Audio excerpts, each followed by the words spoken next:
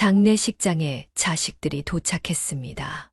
그들의 눈에는 슬픔보다 피곤함이 더 깊게 배어 있었습니다. 아빠, 장례 비용은 저희가 낼게요. 그는 아무 말도 하지 않았습니다. 영정사진 속 아내의 미소가 너무나 그리웠습니다. 조문객이 거의 없는 한적한 시간, 그는 실수로 자식들의 대화를 듣게 되었습니다.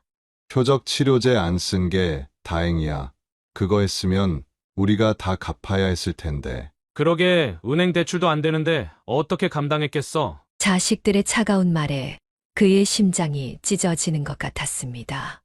평생을 자식들을 위해 살아온 아내가 마지막에 이런 대접을 받다니. 엄마 편히 가셨으니까 됐어. 이제 각자 살길 봐야지. 그는 화장실로 달려가 구역질을 했습니다. 눈물이 쏟아졌습니다. 사연을 듣고 난 후 각자의 의견을 댓글로 남겨주시기 바랍니다. 사소한 댓글이라도 사연자분에게 큰 힘이 될 수 있습니다.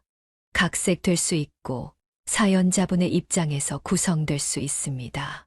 매일 새벽 5시 알람 소리가 울리기도 전에 그는 눈을 떴습니다.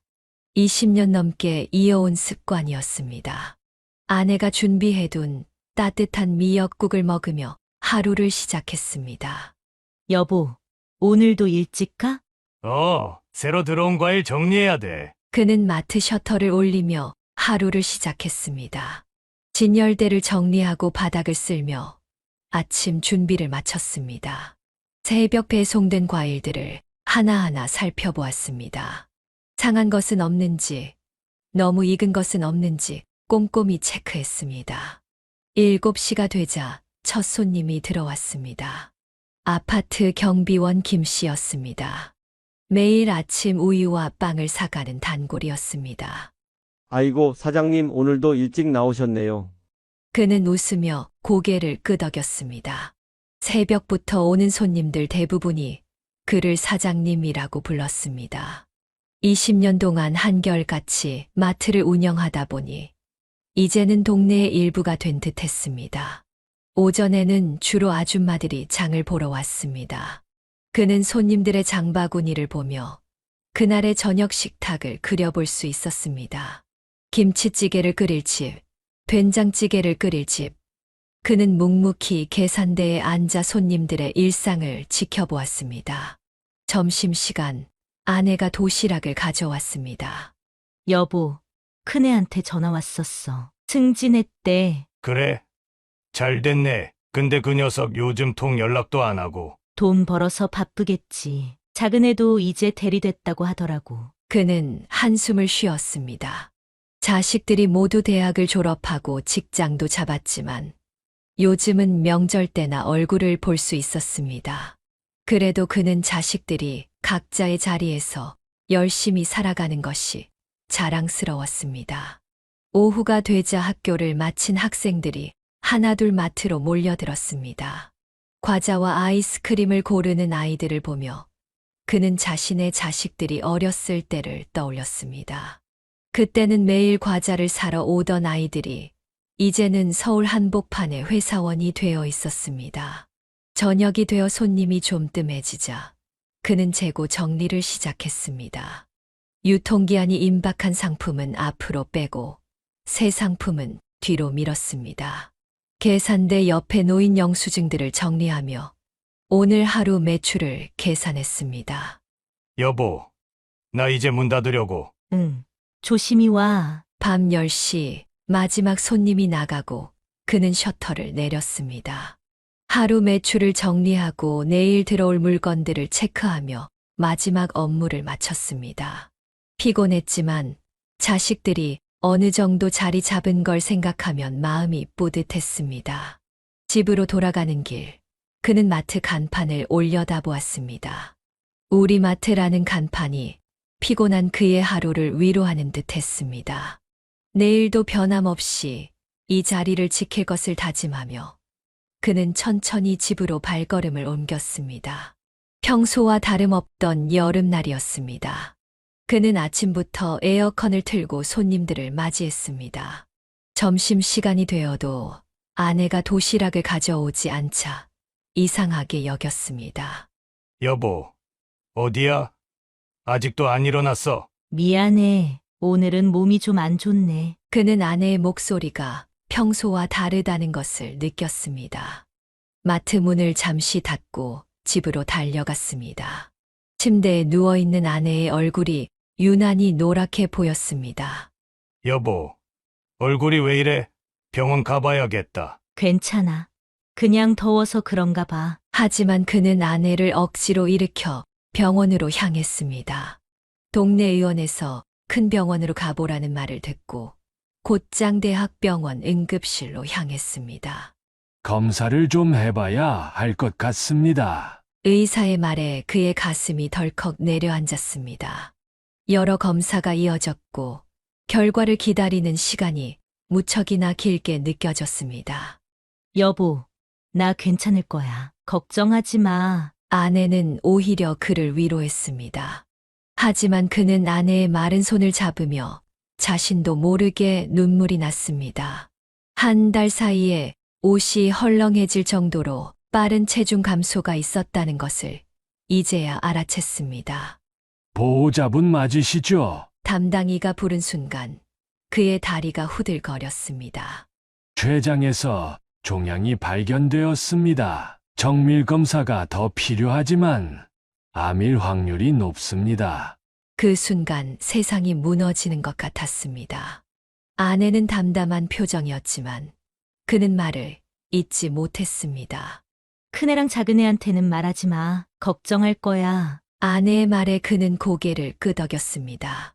하지만 병원비를 생각하면 자식들의 도움이 필요할 것 같았습니다. 검사 결과는 최악이었습니다. 이미 진행성 췌장암 3기였습니다. 의사는 즉시 수술과 항암 치료를 시작해야 한다고 했습니다. 여보, 미안해. 내가 몸 관리를 잘했어야 했는데. 무슨 소리야? 내가 더 미안하지. 매일 도시락 가져오라고 해서. 그날 밤 그는 아내 곁에서 밤을 새웠습니다. 마트 문을 닫아둔 채 아내의 손을 잡고 있었습니다. 20살에 만나 함께 보낸 30년이 주마등처럼 스쳐 지나갔습니다. 다음 날 그는 결국 자식들에게 전화를 걸었습니다. 엄마가 많이 아파. 병원에 입원해 계셔. 전화를 받은 자식들은 바쁘다며 주말에 오겠다고 했습니다. 그는 더 이상 자세한 설명을 하지 못했습니다. 소화기 너머로 들리는 그들의 무심한 목소리에 가슴이 아팠습니다. 마트는 당분간 문을 닫기로 했습니다. 단골 손님들이 걱정스러운 목소리로 안부를 물었지만 그는 아내가 몸이 좋지 않다는 말만 되풀이했습니다. 수술은 다음 주에 진행하는 걸로 하겠습니다. 의사의 말에 그는 묵묵히 고개를 끄덕였습니다. 이제부터 시작될 긴 투병 생활을 생각하니 막막했지만 아내의 손을 꼭 잡은 채 희망을 놓지 않으려 했습니다.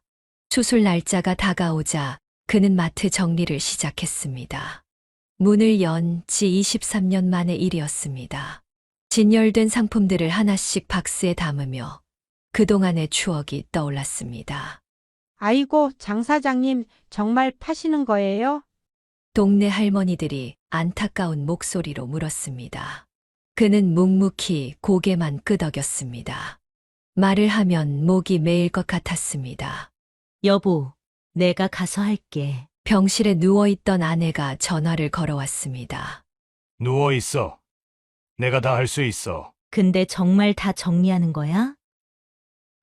당분간은 내 옆에 있어야지. 그는 마지막 재고 정리를 하며 한숨을 쉬었습니다. 도매상에 연락해서 남은 물건들을 수거해 가라고 했습니다. 냉장고도 비우고 진열대도 정리했습니다. 20년 넘게 매일 아침을 맞이하던 공간이 하루 만에 텅 비어버렸습니다. 수술 전날 자식들이 찾아왔습니다. 아빠, 마트는 어떡할 거예요? 이미 정리했어. 그럼 앞으로 어떻게 사시게요? 그는 대답하지 않았습니다. 지금은 아내의 수술과 치료가 먼저였습니다. 돈은 나중에 생각해도 됐습니다. 수술은 8시간이 넘게 걸렸습니다. 그는 수술실 앞 의자에 앉아 하염없이 기다렸습니다. 자식들은 회사 일이 바쁘다며 중간에 돌아갔습니다. 수술은 성공적이었습니다. 하지만 항암 치료는 피할 수 없을 것 같네요. 의사의 말에 그는 안도의 한숨을 내쉬었습니다. 마취에서 깨어난 아내는 그를 보자 희미하게 웃었습니다. 여보, 있잖아. 말하지 마. 쉬어. 항암 치료가 시작되었습니다. 2주에 한 번 아내는 항암제를 맞았습니다. 치료를 받을 때마다 아내의 머리카락이 빠지고 얼굴이 부어올랐습니다. 그는 아내의 손을 잡고 밤새 옆을 지켰습니다. 머리 좀 자를까? 구토가 심해진 아내를 보며 그가 물었습니다. 괜찮아. 이제 머리카락도 얼마 안 남았어. 간병의 시간은 길었습니다. 그는 아내의 대소변을 받아내고 몸을 닦아주고 밥을 떠먹였습니다. 힘들었지만 투정 한 번 하지 않았습니다. 여보, 미안해. 또 그런 말 하면 화낼 거야. 매일 밤 아내는 미안하다고 했고 그는 그때마다 같은 대답을 했습니다. 한 달이 지나고 2달이 지나도 아내의 상태는 크게 나아지지 않았습니다. 병원비가 늘어나면서 통장 잔고는 바닥을 보였습니다. 마트를 정리하며 받은 돈도 거의 바닥이 났습니다. 그는 밤에 택시를 몰기 시작했습니다. 아내가 잠든 시간에 몰래 나가서 운전대를 잡았습니다. 여보, 밤에 나가지 마. 내가 알아. 결국 아내는 그의 택시 운전 일을 알아챘습니다. 하지만 그는 멈출 수 없었습니다. 항암 치료비를 벌어야 했고 병원비도 감당해야 했습니다. 조금만 더 힘내. 이제 치료도 얼마 안 남았어. 그는 매일 아내를 안아주며 같은 말을 반복했습니다. 하지만 그의 마음 한켠에는 불안감이 자리 잡고 있었습니다. 의사는 항암 치료 효과가 생각보다 좋지 않다고 했습니다. 6개월간의 항암 치료가 끝나고 희망이 보이는 듯 했습니다. 아내의 상태는 호전되어 갔고 의사도 긍정적인 이야기를 해주었습니다. 그는 다시 마트를 열 계획을 세우기 시작했습니다. 여보, 이제 좀 괜찮아? 응. 많이 좋아졌어. 곧 집에도 갈 수 있대. 퇴원을 일주일 앞두고 있던 날이었습니다. 정기검진에서 의사의 표정이 좋지 않았습니다. 죄송합니다만 암이 다시 재발했습니다. 그 말을 듣는 순간 그의 다리에 힘이 풀렸습니다. 아내는 묵묵히 창밖만 바라보았습니다. 이번에는 간으로 전이가 되었네요. 표적 치료제 치료를 시작해야 할 것 같습니다. 의사는 치료 비용이 한 달에 500만 원 정도 든다고 했습니다. 더는 치료 안 받을래. 병실로 돌아온 후 아내가 처음으로 입을 열었습니다. 무슨 소리야? 이제 표적 치료제만 쓰면 된대잖아. 여보, 우리 돈 없잖아. 자식들한테 더 이상 손 벌리고 싶지 않아. 그는 아내의 마른 손을 잡았습니다. 6개월 동안의 항암 치료로 뼈만 남은 손이었습니다. 내가 어떻게든 해볼게. 큰애랑 작은애한테 한 번만 더 말해볼게. 그날 밤 그는 자식들에게 전화를 걸었습니다. 아빠, 저희도 지금 빚 갚느라 힘들어요. 전세금도 내야 하고. 큰아들의 말에 그의 가슴이 무너져 내렸습니다. 저도 지금 회사에서 힘들어서 죄송해요, 아빠. 소화기 너머로 들리는 작은아들의 차가운 목소리에 그는 말을 잇지 못했습니다. 여보, 됐어. 나 정말 이제 지쳤어. 아내는 눈물을 흘리며 그의 손을 잡았습니다. 더 이상 고생시키기 싫어. 이제 그만하자. 그동안 고마웠어. 그는 하루 종일 병원 복도를 서성였습니다. 의사를 찾아가 다른 방법이 없는지 물었습니다. 하지만 표적 치료제 외에는 뾰족한 수가 없었습니다. 장수덕 씨, 환자분이 치료를 거부하시면 저희도 어쩔 수 없습니다. 간호사들은 안타까운 눈으로 그를 바라보았습니다.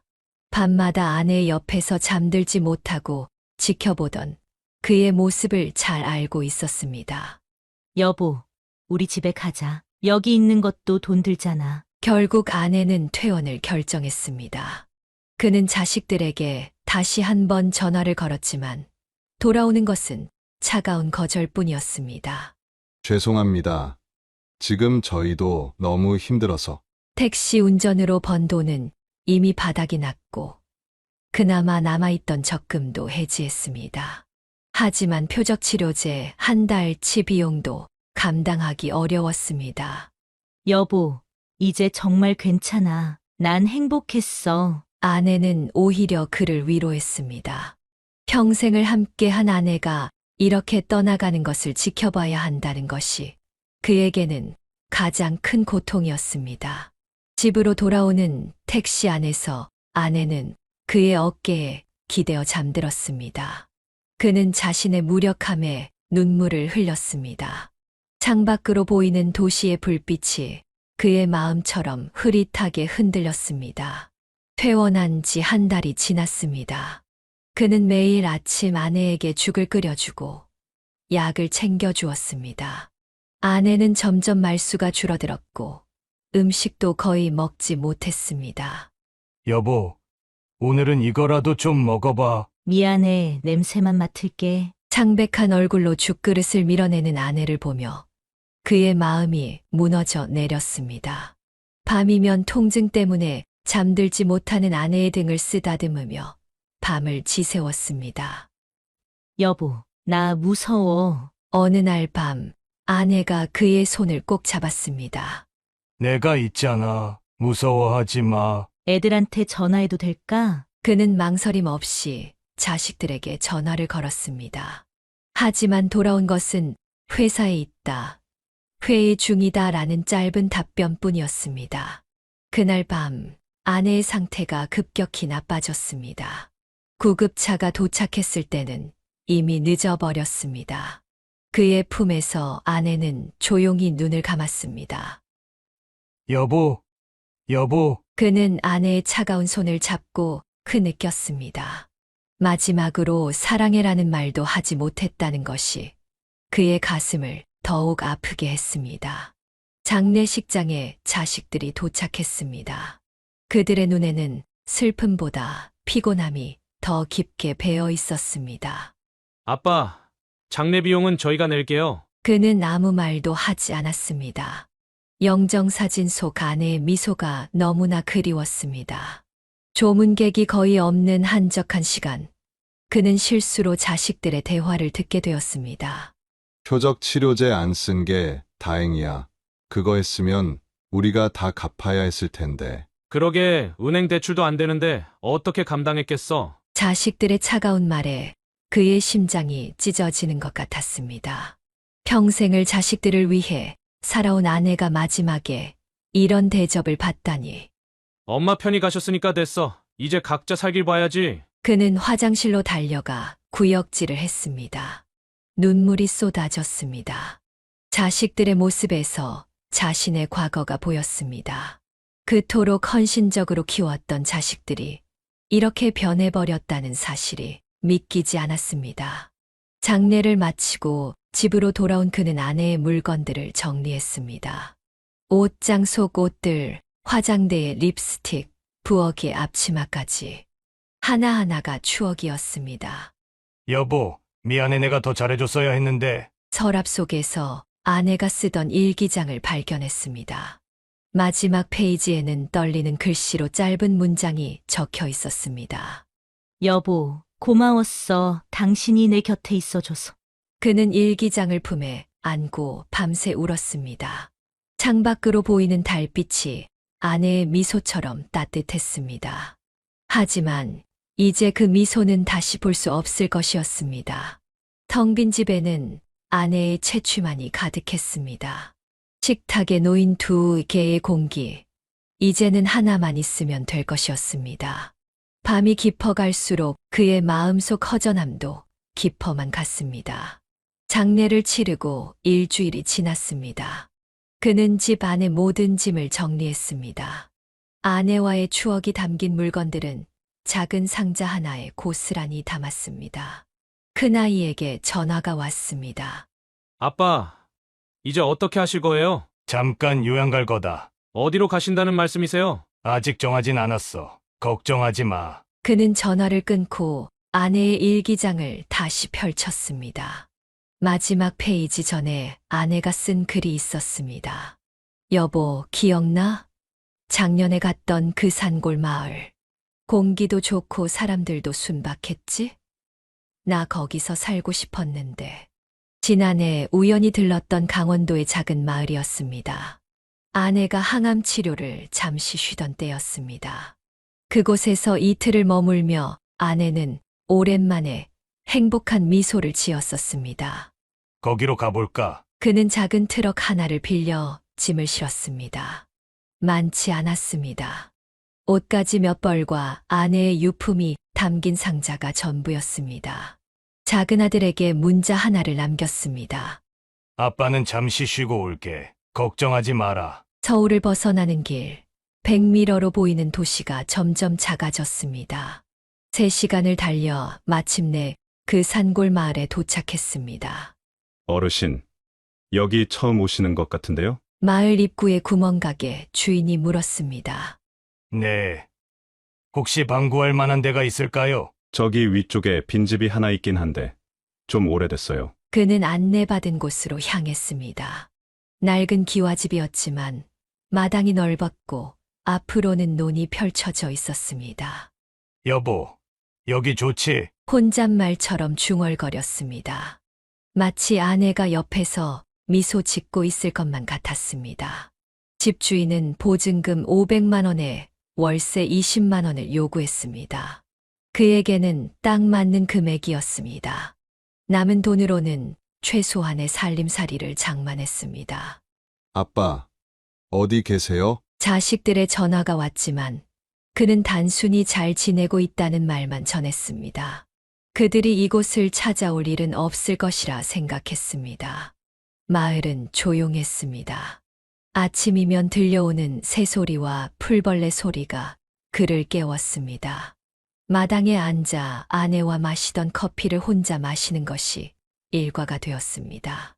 할배, 혼자 사시기 심심하시죠?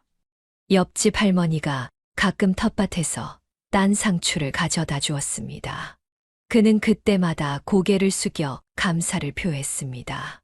밤이면 아내의 일기장을 펼쳐보는 것이 습관이 되었습니다. 일기장 속의 아내는 여전히 살아있는 것 같았습니다.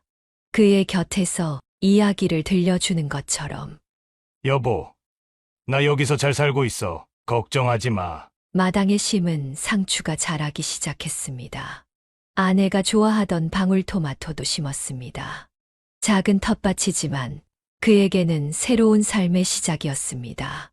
산골 마을에서의 생활도 어느덧 한 달이 지났습니다. 자식들에게서 온 전화는 몇 번 거절하다가 이제는 아예 오지 않았습니다. 그는 그들의 차가운 모습을 떠올릴 때마다 가슴 한켠이 아파왔습니다. 장수덕 씨, 우리 마트에서 일해보시겠어요? 어느 날 마을 입구의 식자재 마트 주인이 그를 찾아왔습니다. 제가 할 수 있을까요? 20년 넘게 마트 하셨다면서요? 여기는 규모가 작아서 더 쉬울 거예요. 그는 잠시 망설였습니다. 아내가 떠난 후 처음 맞이하는 새로운 시작이었습니다. 여보, 나 다시 일 시작해도 될까? 혼잣말처럼 중얼거렸습니다. 문득 장례식장에서 들었던 자식들의 말이 떠올랐습니다. 표적 치료제 안 쓴 게 다행이야. 그 말을 떠올리면 아직도 속이 메스꺼렸습니다. 자신이 평생 사랑으로 키운 자식들이었는데 어머니의 생명을 돈으로 환산하다니. 한번 해보겠습니다. 다음 날부터 그는 마트에서 일을 시작했습니다. 진열대를 정리하고 재고를 관리하는 일은 익숙했습니다. 어르신, 정말 꼼꼼하시네요. 직원들은 그의 일 처리 방식에 감탄했습니다. 하지만 그는 가끔 울컥하는 마음을 숨겨야 했습니다. 자식들이 어렸을 때 간식을 고르던 모습, 아내가 장을 보러 오던 모습이 자꾸 떠올랐기 때문입니다. 수덕 씨, 오늘은 우리 집에서 저녁 먹고 가세요. 집 가면 혼자 드실 거잖아요. 마트 주인 내외가 그를 살뜰히 챙겼습니다. 처음에는 거절했지만 시간이 지나며 그들의 따뜻한 마음을 받아들이게 되었습니다. 아들들은 연락 없어요? 주인 아주머니가 조심스레 물었습니다. 네, 제가 연락을 안 받아서요. 그래도 자식인데. 자식이라고 다 자식은 아닌가 봅니다. 그의 쓸쓸한 대답에 주인 내외는 말을 잊었습니다. 마을 사람들과도 조금씩 가까워졌습니다. 아침마다 만나는 할머니들과 인사를 나누고 가끔은 막걸리 한 잔을 함께 하기도 했습니다. 할배는 자제분들 안 계셔요? 누군가 물으면 그는 짧게 대답했습니다. 있긴 한데 다들 바빠서요. 마음속에는 여전히 자식들에 대한 서운함과 배신감이 가시지 않았습니다. 하지만 이곳에서의 새로운 인연들이 조금씩 그 상처를 감싸주는 것 같았습니다. 어느 날은 해질녘에 마트 앞 벤치에 앉아 있다가 문득 눈물이 났습니다. 서울에서 마트를 할 때 아내가 가져다 주던 도시락이 생각났기 때문입니다. 하늘을 올려다보며 중얼거렸습니다. 멀리서 들려오는 산새 소리가 그의 말에 대답하는 것 같았습니다. 자식들을 생각하면 여전히 가슴이 아팠지만 이제는 그 아픔을 견딜 수 있을 것 같았습니다. 아내의 마지막을 함께하지 못한 그들의 모습이 이제는 분노보다는 연민으로 다가왔습니다. 오늘도 수고하셨어요. 퇴근길에 마트 직원들과 나누는 인사가 따뜻했습니다. 그는 이제 이곳에서 새로운 삶을 시작할 수 있을 것 같았습니다. 늦여름의 더위가 기승을 부리던 날이었습니다. 그는 평소처럼 마트에서 일을 하고 있었습니다. 갑자기 마을에 비상 사이렌이 울렸습니다. 산불이래. 저쪽 계곡 쪽에서 불이 났대. 마트 직원들이 창밖을 가리켰습니다. 멀리서 검은 연기가 피어오르고 있었습니다. 어르신들 대피하셔야 해요. 마을 이장이 확성기를 들고 돌아다녔습니다. 그는 물건을 정리하고 마트 문을 닫으려는 순간 누군가의 다급한 목소리가 들렸습니다.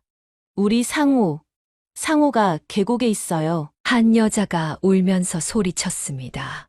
소방차는 아직 도착하지 않은 상태였습니다. 몇 살이에요? 10살이에요. 물놀이 한다고. 그는 잠시도 망설이지 않고 계곡 쪽으로 달려갔습니다. 20년 전 이 마을에 처음 왔을 때 아내와 함께 걸었던 길이었습니다. 상호야. 계곡에 다다르자 연기가 자욱했습니다.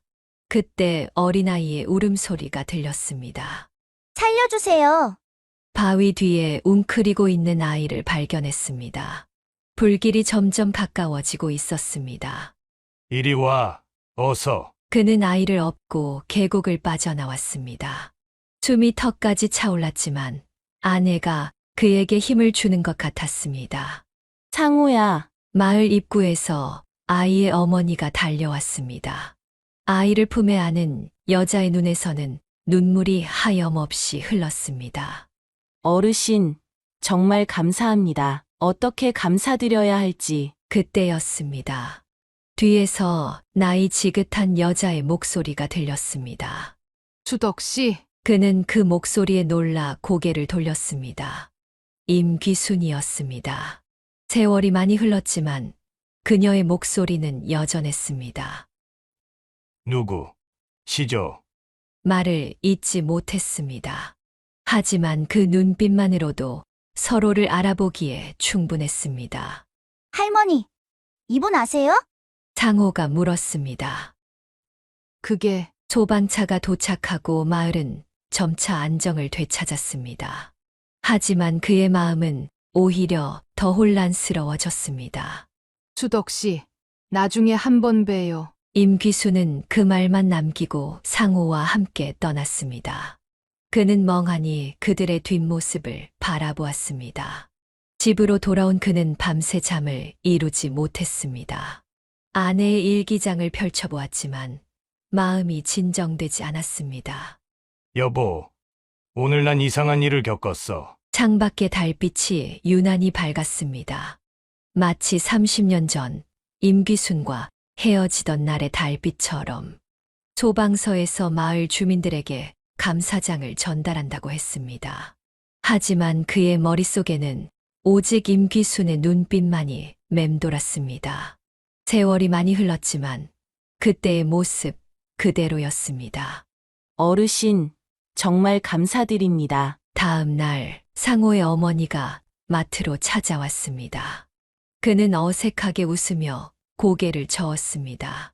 별 말씀을 당연히 해야 할 일을 했을 뿐인데요. 하지만 그의 마음속에는 자꾸 임귀순의 모습이 떠올랐습니다. 운명이란 것이 이렇게 사람을 다시 만나게 하는 것일까요? 산불 사건이 있은 지 일주일이 지났습니다. 그날 이후 그는 마트에서 일하면서도 자꾸 임귀순의 모습이 떠올랐습니다. 어느 오후 그녀가 마트를 찾아왔습니다. 수덕 씨, 시간 좀 내주실 수 있나요? 그의 심장이 빠르게 뛰었습니다. 마트 주인에게 잠시 자리를 비운다고 말하고 그녀를 따라 나섰습니다. 저기 마을 뒤 약국이 보이시죠? 제가 30년 동안 운영하던 곳이에요. 두 사람은 천천히 걸으며 이야기를 나누었습니다. 아, 그러면 지금은 은퇴하셨어요? 네, 작년에 은퇴했어요. 이제는 그냥 시골 할머니예요. 잠시 침묵이 흘렀습니다. 30년 전의 기억이 물밀듯이 밀려왔습니다. 그때 갑자기 떠나셔서 죄송했습니다. 말씀도 못 드리고 부모님의 반대가 심하셨다고 들었어요. 약대생인 제가 마음에 안 드셨다고. 그는 고개를 숙였습니다. 30년 전 그의 부모님은 약대생과의 만남을 완강히 반대했습니다. 여자가 너무 잘나면 남자를 무시한다고 말하며 완강하게 반대했습니다. 결국 그는 부모님이 정해준 선에 따라 결혼을 했고 임귀순과는 연락이 끊겼습니다. 혼자 사셨다고 들었는데 네, 일에 너무 바빠서 결혼할 기회를 놓쳤나 봐요. 임귀순의 눈가에 잔주름이 깊어졌습니다. 그는 문득 자신이 떠난 후 그녀가 얼마나 힘들었을지 생각하니 가슴이 아팠습니다. 상호는 귀순 씨 손자인가요? 아니요, 제 조카의 아들이에요. 부모가 바빠서 제가 주로 돌보고 있죠. 두 사람은 마을 뒤편 벤치에 앉았습니다. 멀리서 상호가 친구들과 노는 모습이 보였습니다. 수덕 씨는 잘 지내셨나요? 아내가 얼마 전에 떠났습니다. 임귀순의 눈이 커졌습니다.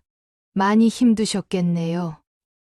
네, 자식들도 이제는 남처럼 지내고 그는 처음으로 누군가에게 자신의 아픔을 털어놓았습니다. 그녀는 말없이 듣기만 했습니다. 저도 알아요. 삶이란 게 참 우리가 계획한 대로 되지 않는다는 걸. 그녀의 말에 그는 고개를 끄덕였습니다.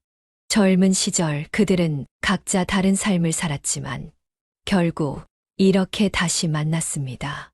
이제는 매일 이 벤치에서 해 진력을 바라봐요. 참 예쁘죠? 임귀순이 가리키는 하늘은 붉게 물들어 있었습니다. 젊은 시절 둘이 함께 보았던 그 하늘과 같았습니다. 수덕 씨, 우리 이제라도 가끔 이야기 나눌 수 있을까요? 그녀의 목소리가 떨렸습니다. 그는 천천히 고개를 끄덕였습니다. 그러면 좋겠습니다. 두 사람의 어깨 너머로 석양이 저물어 갔습니다. 30년의 세월이 흘렀지만 그들의 마음 속에는 여전히 그 시절의 따스함이 남아 있었습니다. 며칠이 지나고 임귀수는 그에게 차 한 잔을 하자고 했습니다. 그녀의 집 마당에는 예쁜 꽃들이 피어 있었습니다. 수덕 씨, 오늘은 제가 꼭 해야 할 이야기가 있어서요. 임귀순의 목소리가 평소와 달리 무거웠습니다. 그녀는 천천히 찻잔을 내려놓았습니다. 상호, 사실 저는 그 아이의 할머니예요. 그 아이의 할머니가 된 건 제가 혼자 키운 아들 때문이에요. 그는 찻잔을 들던 손을 멈췄습니다. 혼자 키우셨다고요? 네, 그 아이의 아버지가 당신이에요. 수덕 씨. 순간 세상이 멈춘 것 같았습니다. 그는 자신의 귀를 의심했습니다. 그게 무슨... 당신이 떠나고 3개월 뒤에 알게 됐어요. 배가 불러왔을 때 너무 무서웠죠. 임귀순의 눈에서 눈물이 흘렀습니다. 찾아가려고 했어요. 하지만 당신이 이미 다른 분과 결혼하셨다는 소식을 들었죠. 그래서 혼자 아이를 낳아 키웠어요. 그는 말을 잊지 못했습니다. 30년 전 그가 떠난 후의 일들이 머릿속을 스쳐 지나갔습니다.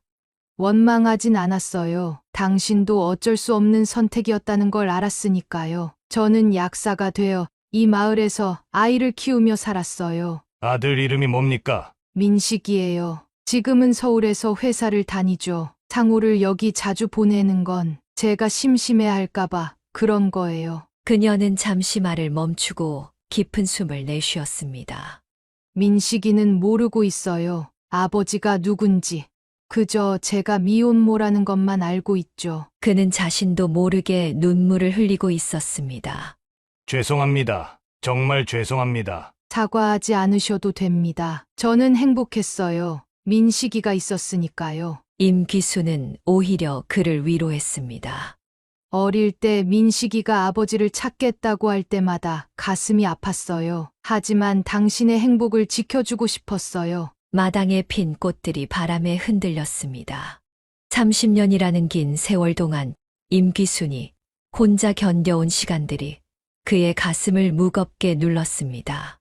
민식이는 잘 자랐나요? 네, 좋은 아들이에요. 당신을 닮아서 참 성실하고 착해요. 임귀순은 지갑에서 낡은 사진 한 장을 꺼냈습니다.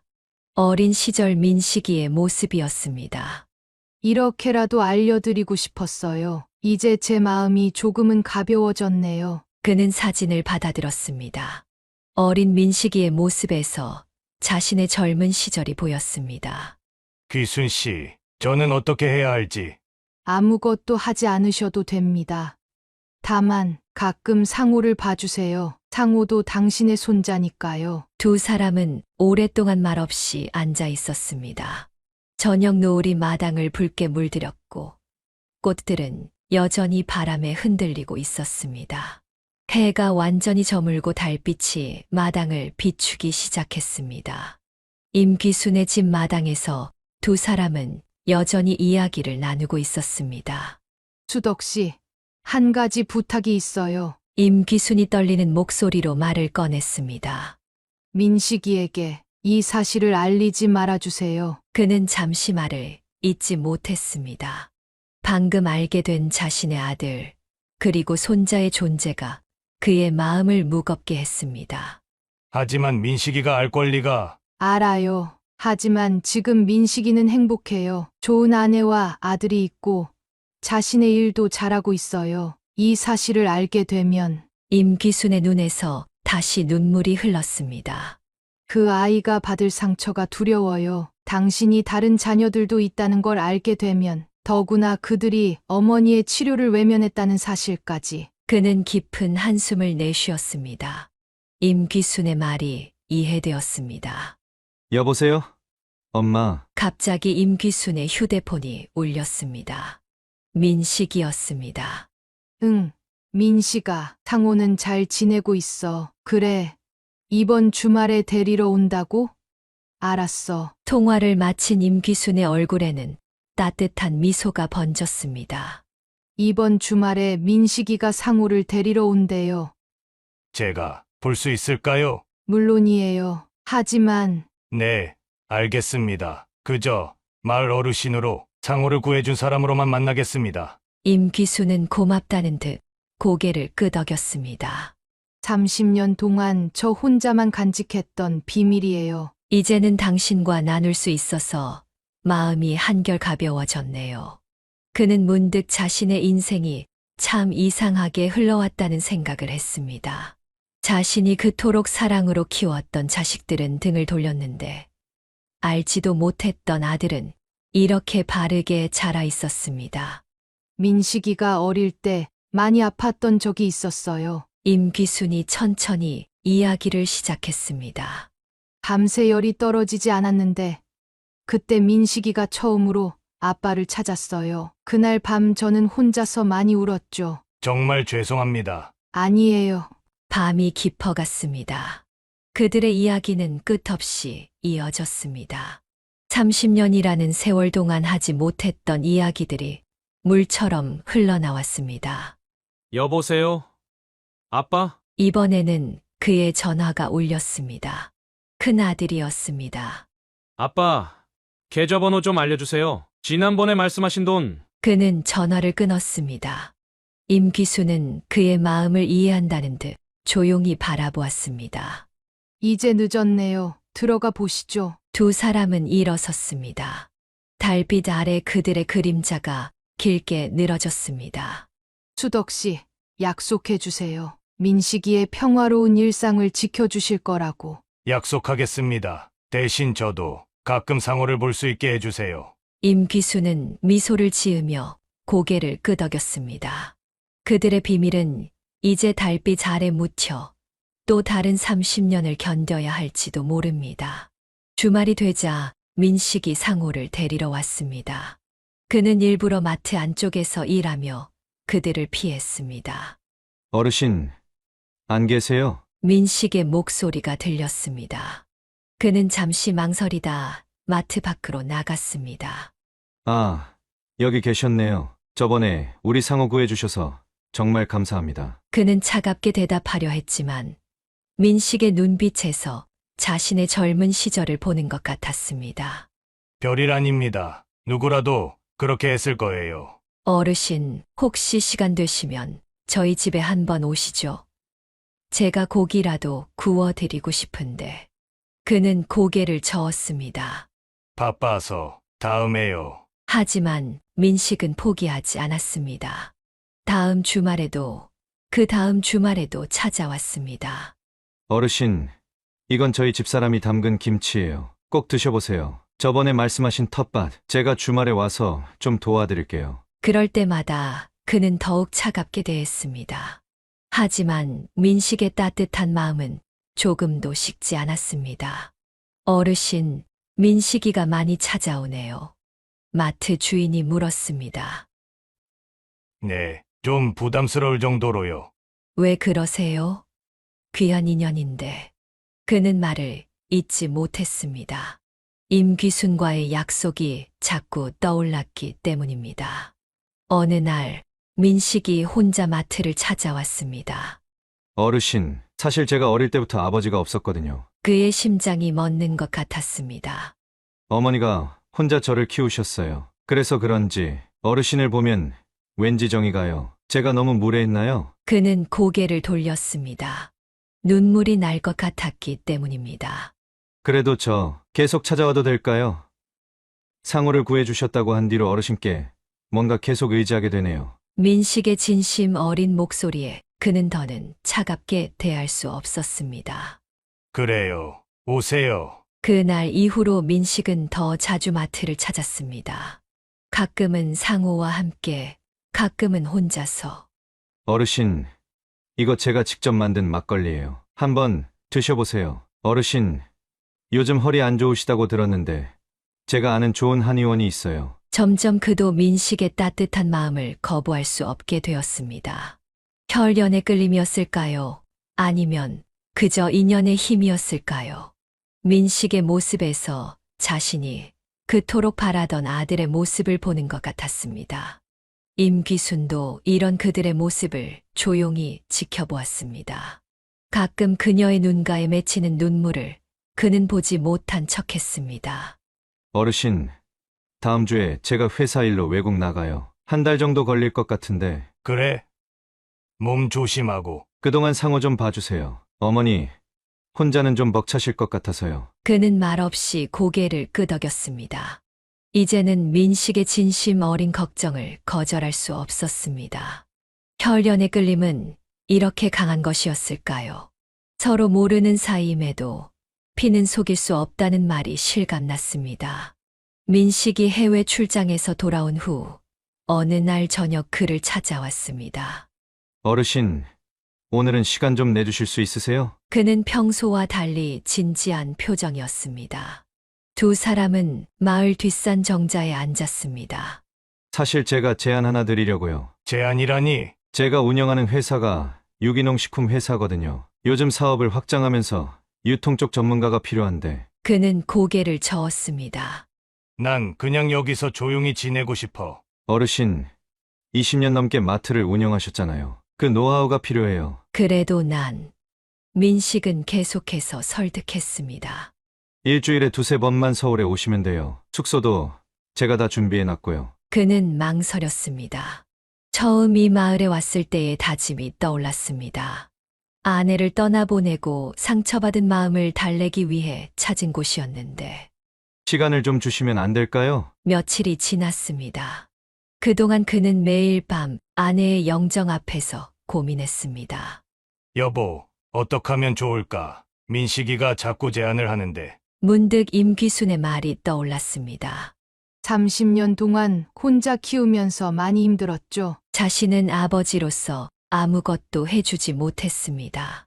이제라도 민식의 곁에서 무언가 도움이 될 수 있다면 결국 그는 민식의 제안을 받아들였습니다.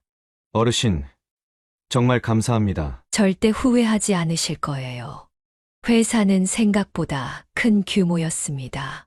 전국의 유기농 농가들과 계약을 맺고 식당과 마트에 식자재를 공급하는 사업이었습니다. 이쪽이 어르신 사무실이에요. 창가에 자리가 마련되어 있었습니다. 그는 조심스럽게 책상에 앉았습니다. 처음에는 제가 옆에서 도와드릴게요. 천천히 배우시면 돼요. 일은 생각보다 재미있었습니다. 오랜 마트 운영 경험이 도움이 되었고, 특히 산지 농가들과의 소통은 그의 강점이었습니다. 역시 어르신이세요. 농가분들이 어르신을 정말 좋아하시네요. 민식은 그를 자랑스러워했습니다. 그의 마음속에는 자식에 대한 미안함과 뿌듯함이 교차했습니다. 주말이면 마을로 내려가 임귀순과 상호를 만났습니다. 잘 지내시나요? 임귀순이 물었습니다. 네, 민식이가 많이 도와줘서요. 다행이에요. 우리 민식이가 수덕 씨를 정말 좋아하나 봐요. 시간이 흐르면서 회사는 더욱 성장했습니다. 그의 유통 노하우는 회사의 큰 자산이 되었고, 민식은 그를 더욱 신뢰했습니다. 어르신, 이제 우리 회사 이사로 취임하셔야겠어요. 그렇게까진 안 해도. 아닙니다. 어르신의 능력을 인정받으셔야죠. 그렇게 그는 회사의 이사가 되었습니다. 하지만 그의 마음 한켠에는 여전히 비밀을 간직한 아픔이 있었습니다. 여보, 난 지금 잘하고 있는 걸까요? 밤마다 아내의 영정 앞에서 중얼거렸습니다. 하지만 이제는 그 목소리에 후회보다는 작은 희망이 담겨 있었습니다. 민식은 매일 아침 그를 찾아와 커피를 마셨습니다. 그것은 어느새 그들만의 소중한 의식이 되었습니다. 어르신, 오늘도 좋은 하루 보내세요. 아들의 진심 어린 인사를 들으며 그는 마음속으로 작은 기도를 했습니다. 언젠가는 모든 걸 털어놓을 수 있는 날이 오길. 회사 일이 바쁜 어느 날이었습니다. 그가 거래처와 통화를 하고 있을 때 사무실 문이 거칠게 열렸습니다. 아빠, 여기서 이렇게 잘 지내고 계셨네요. 큰아들과 작은아들이 불쑥 나타났습니다. 그들의 눈빛은 날카로웠습니다. 너희가 어떻게? 이제 아빠가 대기업 이사라면서요. 동창한테 듣고 깜짝 놀랐어요. 큰아들이 비아냥거리며 말했습니다. 나가라. 지금 회사에서 일하는 중이야. 아빠, 엄마 치료비도 없다더니 이렇게 잘 나가고 계셨네. 작은아들이 책상을 손으로 짚으며 말했습니다. 그의 눈빛이 차갑게 빛났습니다. 할 말 있으면 퇴근하고 하자. 아니요. 지금 하시죠. 우리도 바빠요. 그때 민식이 사무실로 들어왔습니다. 이사님, 무슨 일이세요? 누구야? 이 사람은? 큰아들이 거칠게 물었습니다. 이분은 우리 대표시다. 얼른 사과하려. 그의 말에 자식들의 표정이 변했습니다. 아, 대표님, 죄송합니다. 저희가 신뢰를... 민식은 차분히 말했습니다. 이사님과 용건이 있으시다면 저녁에 식사하면서 이야기 나누시는 게 어떨까요? 아니, 그럴 필요 없어. 그가 단호하게 말했습니다. 너희들, 이제 나갈 시간이다. 아빠, 우리가 얼마나 어렵게 사는지 아세요? 빚도 있고 엄마 돌아가실 때는 어디 있었어? 그의 목소리가 떨렸습니다. 그때는 우리도 사정이 있었잖아요. 사정. 내 어머니 생명이 달린 일인데. 자식들은 잠시 말을 잃었습니다. 아빠, 우리도 이제 많이 후회해요. 그때 엄마한테 잘할 걸. 이제 와서 그게 무슨 소용이야? 그는 서류 가방을 들고 일어났습니다. 나가. 다시는 오지 마. 아빠, 제발 돈이 꼭 필요해요. 이자라도. 너희한테는 이제 아무것도 줄 게 없다. 민식이 조용히 경비실에 전화했습니다. 잠시 후 경비원들이 와서 자식들을 데리고 나갔습니다. 이사님, 괜찮으세요? 미안하다 이런 모습을 보여서. 아니에요. 제가 더 마음이 아프네요. 그날 밤 그는 오랜만에 소주를 마셨습니다. 임기순이 전화를 걸어왔습니다. 수덕 씨, 민식이한테 들었어요. 죄송합니다. 제가 못난 자식들을 두어서. 그런 말씀 마세요. 우리 민식이가 많이 걱정하네요. 전화를 끊고 창밖을 바라보았습니다. 서울의 밤거리는 여전히 차갑게 빛나고 있었습니다. 여보, 우리가 잘못 키운 걸까요? 그의 한숨 속에는 긴 세월의 후회와 아픔이 담겨 있었습니다. 사무실 소동이 있은 후 일주일이 지났습니다. 큰아들이 다시 찾아왔습니다. 아빠, 이렇게 문전박대하시면 안 되죠. 저희가 잘못했다고 했잖아요. 그는 대답하지 않고 서류만 들여다보았습니다. 아빠, 아파트 대출이자가 너무 높아졌어요. 이러다 경매로 넘어갈 것 같아요. 내 선택이었잖아. 무리하게 대출받아서 아파트를 사더니만 내가 이럴 줄 진작에 알았다. 그래도 아빠가 도와주실 수 있잖아요. 이제 이런 큰 회사 이사로 계시면서. 그때 민식이 커피를 들고 들어왔습니다. 민식은 그의 책상 위에 깔끔하게 커피를 놓고 어제 거래처에서 받은 과일도 예쁘게 깎아내왔습니다. 큰아들은 그 광경을 보며 얼굴을 찌푸렸습니다. 아빠, 이 사람이랑은 뭐가 그렇게 친밀하신 거예요? 저희보다 더. 민식이는 적어도 내 마음을 읽으려 노력하지. 죄송하지만 나가주시겠어요? 이사님께서 피곤해하세요. 뭐야? 당신이 무슨 자격으로? 그때 작은 아들도 들어왔습니다. 형, 잘 됐다. 아빠, 나도 할 말 있어요. 사업 자금 좀. 그는 탁자를 3개 쳤습니다. 그만. 이제 그만해. 사무실이 조용해졌습니다. 돈이 필요하면 은행에 가. 너희한테는 이제 한 푼도 줄 생각 없어. 아빠, 우리가 얼마나 힘든지 아세요? 어머니 돌아가실 때는 그만하라고. 어머니 돌아가실 때 너희가 뭐 했는데? 표적 치료제 안 쓴 게 다행이라고 했던 건 누구야? 자식들은 말문이 막혔습니다. 그때 민식이 조용히 말했습니다. 제가 한 말씀 드려도 될까요? 모두가 그를 바라보았습니다. 저희 이사님에게 이 나이의 회사에서 이렇게 열심히 일하시는 걸 보면서 많이 배웠습니다. 누군가에게 의지하지 않고 스스로의 힘으로 살아가시는 모습이. 큰아들이 말을 잘랐습니다. 당신은 끼어들지 마세요. 이건 우리 가족 일이에요. 맞아요. 당신이 뭔데? 그는 조용히 일어났습니다. 당신들이 진정한 가족이었다면 어머니 마지막까지 지켜줬어야 했겠죠. 사무실은 무거운 침묵에 빠졌습니다. 이제 가. 다시는 오지 마. 자식들이 나간 후 민식은 조용히 그의 곁을 지켰습니다. 너무 속상해하지 마세요. 미안하다 이런 모습을 보여서. 그는 민식을 바라보았습니다.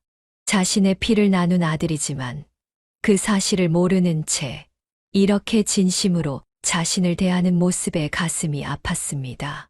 깊어가는 가을 저녁, 그는 임귀순과 함께 마을 뒷산을 걸었습니다. 단풍이 물든 산길은 30년 전 그들이 처음 만났던 그때와 똑같았습니다. 수덕 씨, 요즘 민식이랑 잘 지내시나요? 네, 너무 잘해줘서 오히려 마음이 아파요. 바람이 불어 낙엽이 흩날렸습니다. 그는 잠시 걸음을 멈추고 먼 산을 바라보았습니다. 가끔은 모든 걸 털어놓고 싶어요. 내가 내 아버지라고. 임귀순이 그의 팔을 잡았습니다. 안 돼요. 지금 민식이는 행복해요. 이대로가 좋아요. 하지만 거짓말처럼 느껴질 때가 있어요. 내 친자식들은 이제 완전히 등을 돌렸는데 피 한 방울 섞이지 않은 줄 알면서도 민식이는 나를 이렇게 따르고 임귀순의 눈에 눈물이 고였습니다. 그게 운명 아닐까요? 우리가 젊은 시절 헤어진 것도, 지금 이렇게 다시 만난 것도, 그는 주머니에서 민식이 어렸을 때 사진을 꺼냈습니다. 임귀순이 준 사진을 항상 지갑에 넣고 다녔습니다. 이제는 이해할 것 같아요. 왜 부모님이 그때 우리를 반대하셨는지. 젊은 날의 선택이 이렇게 먼 미래까지 영향을 미칠 줄은 몰랐네요. 수덕 씨, 하지만 이제는 받아들이려고 해요. 이게 내 운명이라고. 민식이에게는 좋은 어른으로 남고 싶어요. 해가 저물어가며 산자락을 붉게 물들였습니다. 그들은 천천히 내려왔습니다. 다음 날 회사에서 민식이 그를 찾아왔습니다. 아버님, 이번 주말에 저희 집에서 식사하시죠? 상호도 보고 싶어 하고. 그는 따뜻하게 미소 지었습니다. 그래. 가야겠네. 어르신, 제가 드릴 말씀이 있어서요. 응. 사실 어머니한테 들었어요. 아버님께서 저를 친아들처럼 생각해 주신다고. 그의 심장이 멈추는 것 같았습니다. 저도 아버님을 친아버지처럼 생각하고 있어요. 제가 너무 무례했나요? 그는 고개를 저었습니다. 아니, 나도 내가 자식 같아. 눈물이 그의 뺨을 타고 흘렀습니다. 민식은 그런 그를 가만히 안아주었습니다. 아버님, 우시면 안 돼요. 이제부터 제가 잘 모실게요. 그는 마음속으로 다짐했습니다. 진실을 밝히지 않은 채 그저 민식이의 인생에 좋은 어른으로 남기로, 그것이 자신에게 주어진 운명이라면 기꺼이 받아들이기로. 여보, 그날 밤 아내의 영정 앞에서 오랫동안 이야기를 나눴습니다. 우리가 잘못 키운 자식들은 이제 남이 되었는데 모르는 사이 이렇게 좋은 아들이 있었네요. 이게 다 운명이겠죠? 달빛이 창가에 비쳤습니다. 마치 아내가 미소 짓고 있는 것 같았습니다. 겨울이 지나고 봄이 왔습니다. 회사는 민식의 경영 수완과 그의 유통 노하우가 더해져 빠르게 성장했습니다. 이제는 전국의 주요 유기농 매장에 식자재를 공급하는 대표 기업으로 자리 잡았습니다. 이번에 새로 시작하는 프로젝트 한번 봐주세요. 민식이 서류 한 뭉치를 들고 왔습니다. 이게 뭔데? 소규모 농가들을 위한 직거래 장터예요. 아버님이 늘 말씀하시던 거 있잖아요. 정직한 농부들이 제값을 받았으면 좋겠다고. 그는 서류를 넘기며 미소를 지었습니다. 자신의 오랜 꿈을 민식이 이렇게 실현시켜주고 있었습니다. 상호가 사무실로 뛰어들어왔습니다. 이제는 초등학교 6학년이 된 상호는 더욱 그와 친밀해져 있었습니다. 우리 상호가 웬일이니? 오늘 과학경진대회에서 금상 받았어요. 그는 상호를 꼭 안아주었습니다. 자신의 핏줄임을 알면서도 말하지 못하는 이 비밀이 이제는 그리 무겁게 느껴지지 않았습니다. 아버님, 이번 주말에 시간 되세요? 어머니랑 같이 저희 집에서 식사해요. 임귀순도 이제는 자주 서울을 오갔습니다. 세 사람은 가끔 조용히 모여 옛 이야기를 나누었습니다. 여보세요? 그때 그의 휴대폰이 울렸습니다. 큰 아들이었습니다. 아빠 아파트 경매 들어갔어요. 그는 잠시 침묵했습니다. 내 선택이었잖아. 그래도 아빠가 이제 그만하자. 내 인생은 내가 책임져야지. 전화를 끊고 창밖을 바라보았습니다. 예전 같았으면 마음이 아팠겠지만 이제는 담담했습니다. 아버님, 무슨 일 있으세요? 아니, 그냥 인생이 참 묘하다는 생각이 들어서. 민식은 그의 어깨를 가만히 두드려 주었습니다. 저는 아버님 만난 게 정말 행운이에요. 제 인생의 전환점이었죠. 그는 눈시울이 붉어졌습니다. 아들은 자신이 친부라는 사실도 모른 채 이렇게 순수한 마음으로 자신을 대하고 있었습니다.